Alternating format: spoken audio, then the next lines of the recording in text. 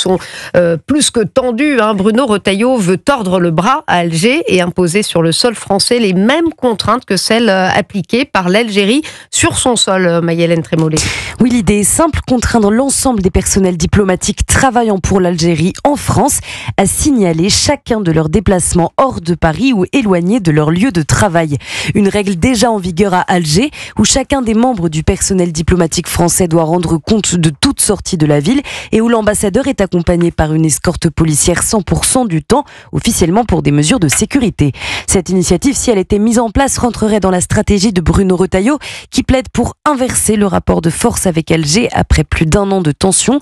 Ce matin, à l'occasion d'un déplacement en Vendée, le ministre de l'Intérieur s'est exprimé. Il maintient l'ensemble de ses propos sur le dossier algérien. Moi, j'ai comme ministre de l'Intérieur une obsession, c'est la sécurité des Français.